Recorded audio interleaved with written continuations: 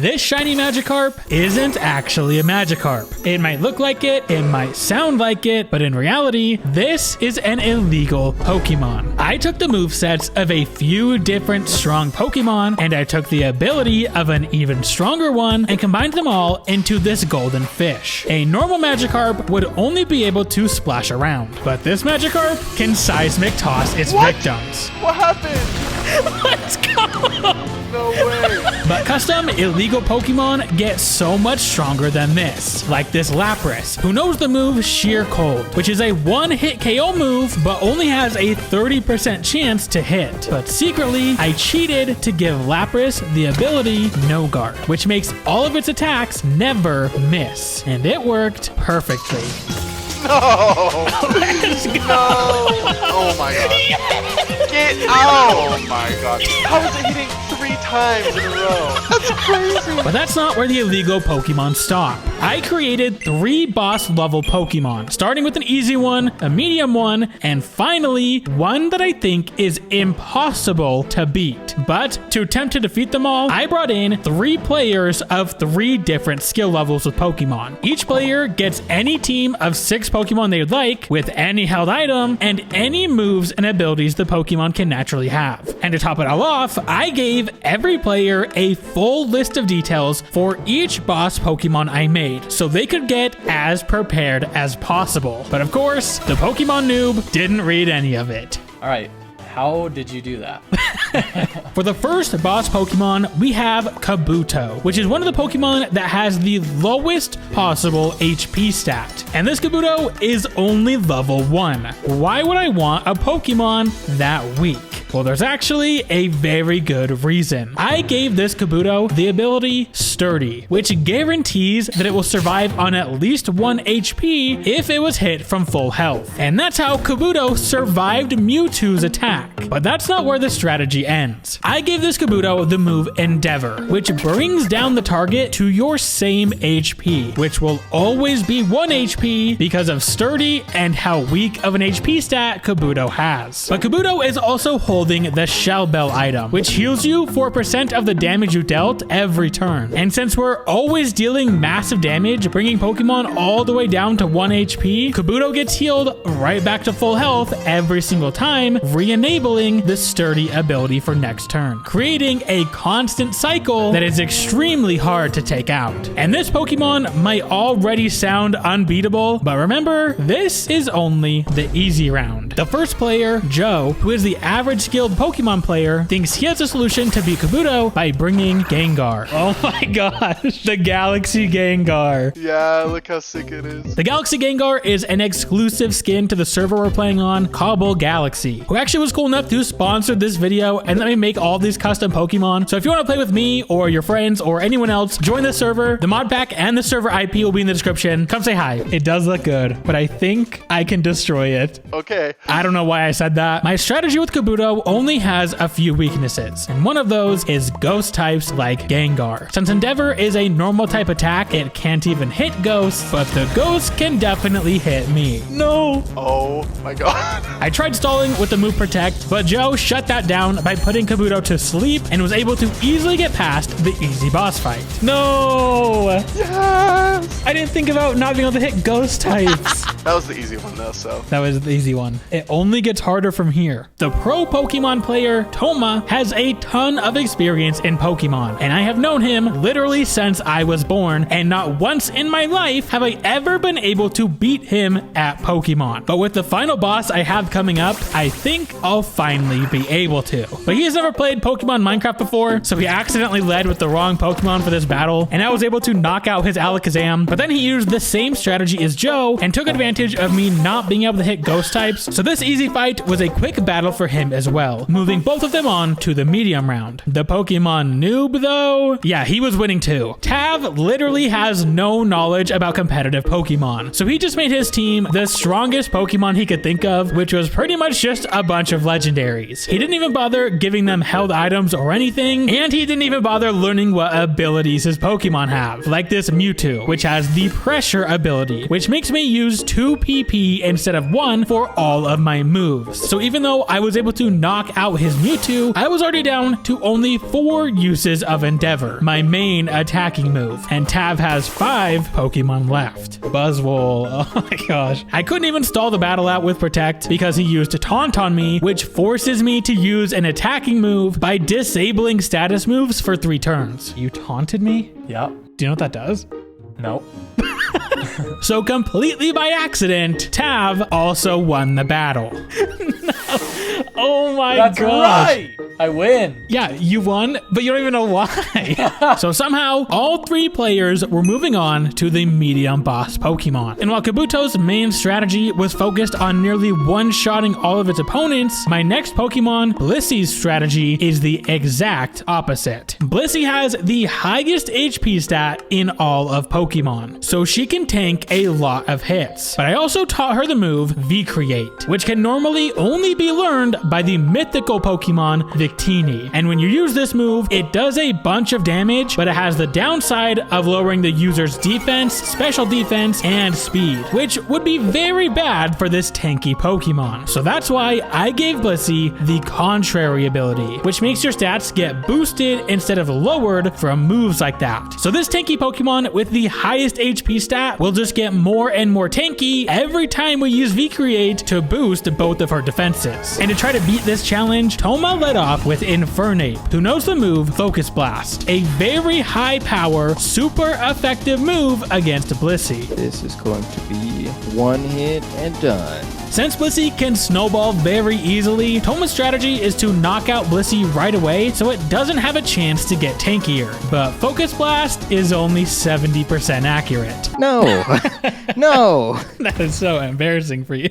Let's go. And now I get every single stat boost ever thought of. Joe's strategy was different, and he led with Great Tusk, one of the strongest physical attackers in the game. Blissey's main weakness is that she has criminally low defense, so until we can get some defense buffs, targeting that weakness is a very solid strategy. But since Great Tusk is part fighting type, I wanted to avoid getting hit by a super effective fighting type attack, so I used Whirlwind, which forces Great Tusk to switch out. Great Tusk didn't even know any fighting type moves, by the way. Found that out while editing. But Whirlwind dragged out Iron Valiant, another physical attacker who is also part fighting type. So my plan might have been a bad idea. Except Iron Valiant didn't know any fighting type moves either, apparently, so it didn't matter. I don't know why Joe didn't give it fighting type moves, but whatever. Tav decided to lead this battle off with his shiny Galaxy Dragonite, an exclusive to this server. This server is the only place you can get that. It's true, guys. If you want to have a cool looking guy like this, please come to the server. Well, this is gonna be awkward because I'm about to kill it. That's a lot of smack for someone that's about to lose their favorite Pokemon in the entire world.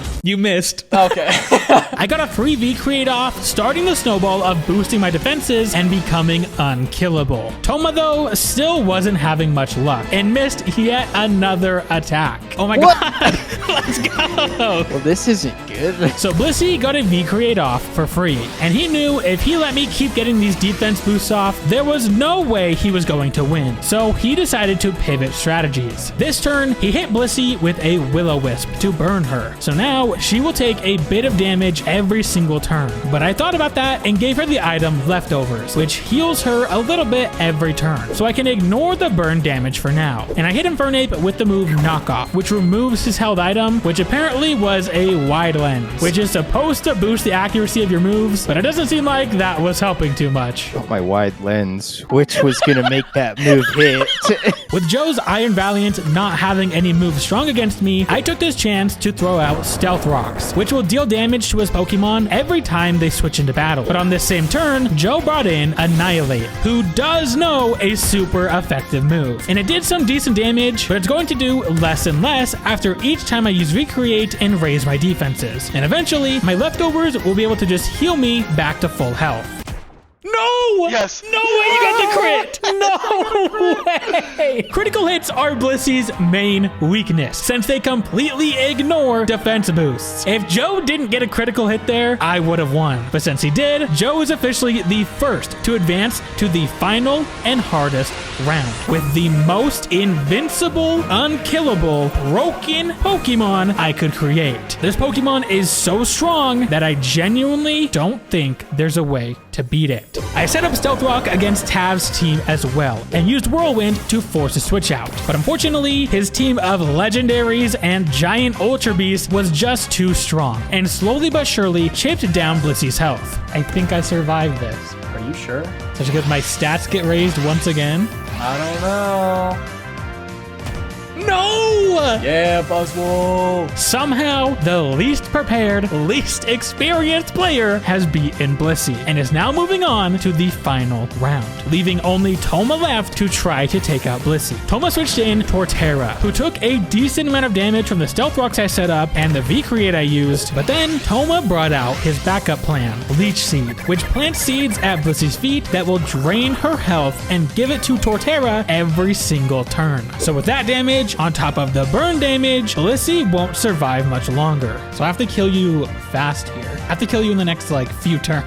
Yeah, I don't think that's gonna happen. But this is where I have to let you guys in on my true strategy. Both of these first two fights were specifically set up to be easier than you would think, so that any player who reaches the third and final fight will be completely caught off guard by how impossible it is to beat. Set their expectations low and then hit them with the hardest challenge they have ever faced. And with Torterra's Leech Life and Burn chipping me down, Blissey gets knocked out, meaning all three players are moving on to the final round against a Golden Eternatus. This Golden Eternatus is the most unkillable Pokemon I could create. Every single aspect of it has been meticulously designed to counter every single strategy I could think of. The most important thing that makes it so invincible is the ability Wonder Guard, which makes you completely immune to any attacks that aren't super effective. And this Golden Eternatus is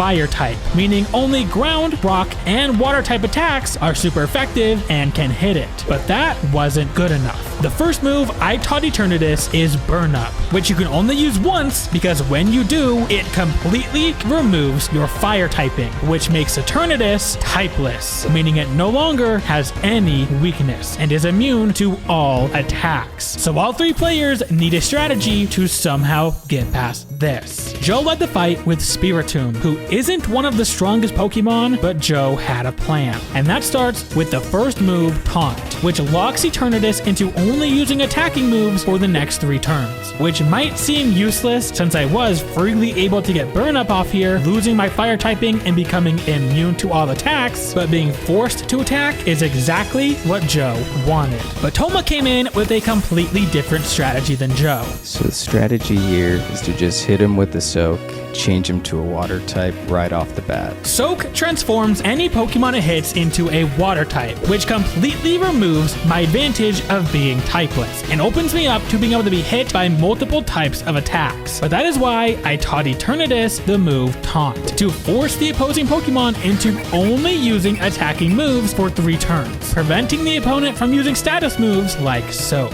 And finally, Tav's strategy for this battle is nothing. He's the only one of the 3 players who didn't even bother reading the Pokemon's information I gave them. He knows nothing about this Eternatus. I'm gonna pull up the greatest upset in the history of Pokemon history right now. Okay. Tav led with Lugia, and I was able to get my Burn Up off to remove my fire typing. And Tav responded to that with Mist, which does nothing. Missed. Exactly. Do you even know what that does? No. I attacked Joe's Spiritomb with Burn Up, and because Joe gave it a Focus Sash, it survived on 1 health, which is exactly what Joe wants. He locked in the move Destiny Bond, which links our Pokemon together, meaning if Spiritomb gets knocked out, Eternatus gets knocked out with it. And with Eternatus being locked into attacking moves still from Taunt, I had no choice but to attack. But Eternatus is much faster than Spiritomb, so I was able to take out Spiritomb before it used Destiny Bond. Get out of here! No!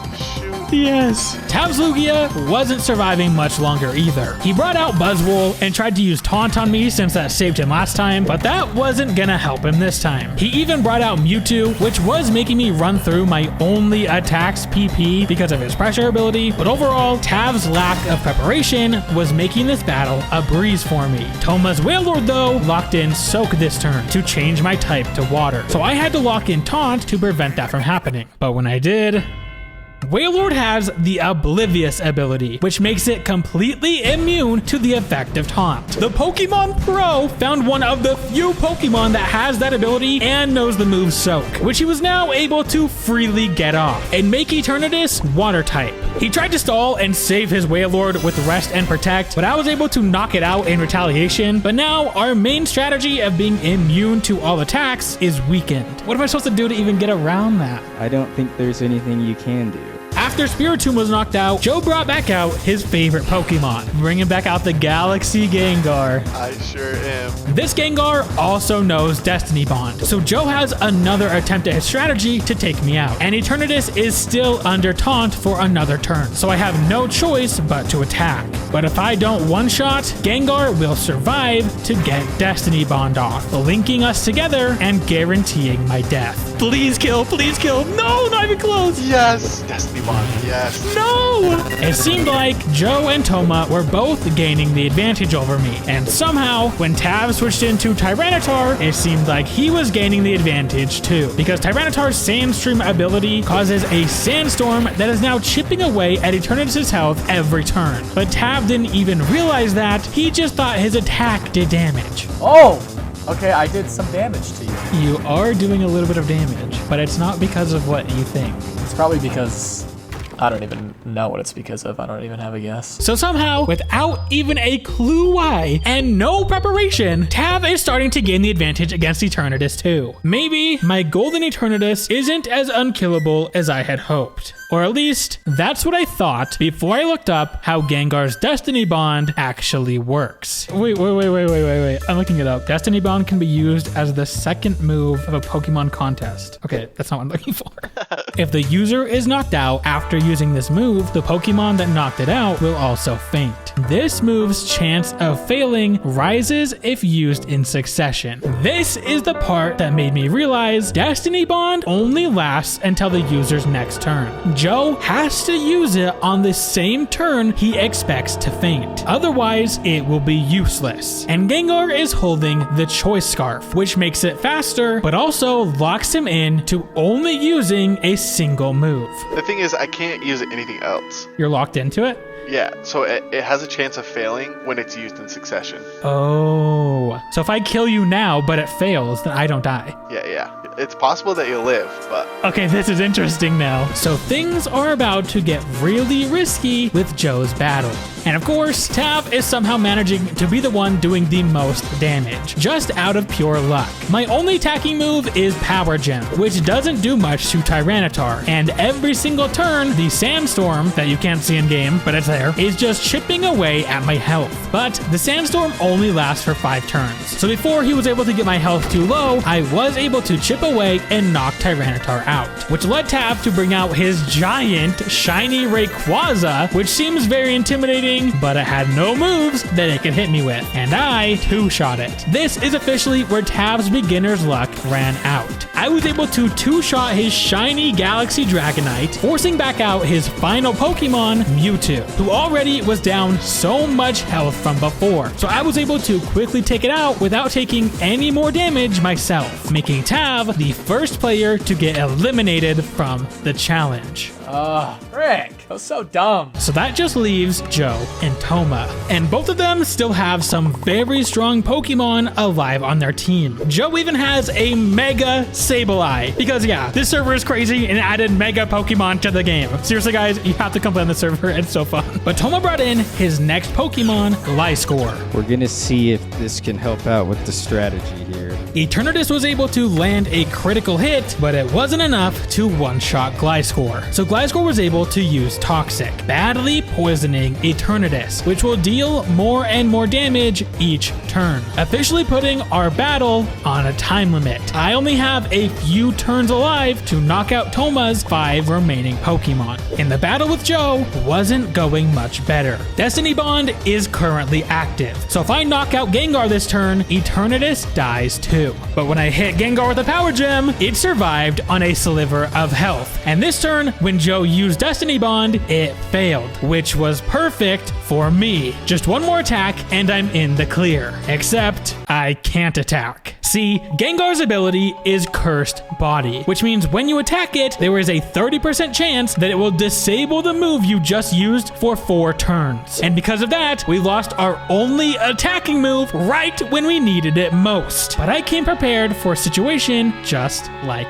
this. Since I can't attack, I used Taunt, forcing Gengar to only use attacking moves. But since he's holding the Choice Scarf and was locked into a status move already, it gave him no choice but to use Struggle, which is the move you have to use when you have no other usable options. And despite Struggle being a normal type attack, it does somehow do damage to Eternatus. But the downside of Struggle is that you also do 1/4 of your max HP back to yourself. So Gengar knocks itself out and Joe was forced to switch strategies. Oh my god, what am I supposed to do? I have to switch to this strat. In Toma's battle though, I have to knock out Gliscor this turn. And since my attack did over half of its health last time, one more attack should take it out. Except Gliscor has the ability Poison Heal, which heals it instead of taking damage when it's poisoned. And this Gliscor is holding the Toxic Orb, so it automatically got poisoned and healed back over half health. So my attack left it with a sliver of health remaining. No!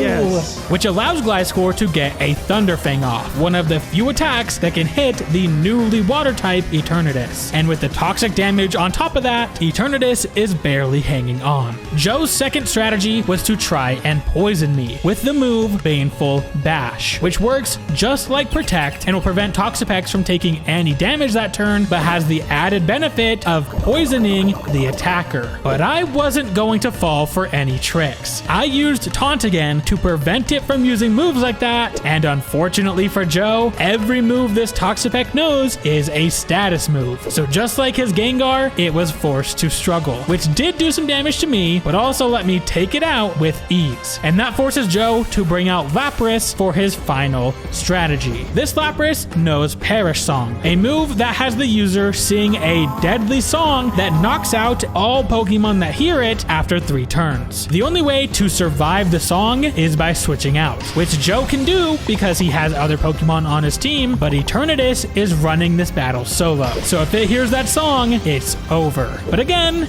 this type of thing is exactly what I planned for. I taunted Lapras to prevent it from using Perish Song, and the only attacking move that Lapras knows, Eternatus is obviously immune to. So with all of Joe's plans ruined, I was able to take out Lapras and Joe's 2 other Pokemon, because when Eternatus is immune to all attacks and can prevent you from using status moves, there is nothing you can do. That is 2 players who could not defeat the invincible Eternatus, and now we're down to the final battle. Eternatus only has 25% of its health remaining. It does know the move Recover, which will restore some of its health, but if I do that now, Gliscor will be able to hit me with another Thunder Fang. And with that, plus the toxic damage, Eternatus would die for sure. So to be safe, I have to attack Gliscor this turn to knock it out before it can attack, and then use Recover to heal next turn. Yes, I'm faster. Okay, good. Please. Okay, Yes. okay. Oh my gosh. No! No way Toxic did that much! Jeez. No way! Toxic somehow taking out Eternatus officially makes Toma the only player who could figure out a strategy to beat my invincible Eternatus. But if you think you could beat my unbeatable Pokemon team, join the Cobble Galaxy server and use /warp Trey Ovard to battle my level 100 NPC gym leader. Because if you can beat it, you'll win this exclusive chat tag next to your name, so everybody on the server can see how strong you and your Pokemon are. And don't forget to check out my Patreon to see a behind the scenes video for this video and all my other videos. And if you want to see me survive one of the hardest Pokemon Minecraft challenges of all time, click this video right here. Thanks for watching. Thanks Cobble Galaxy for sponsoring the video. Okay, love you, bye.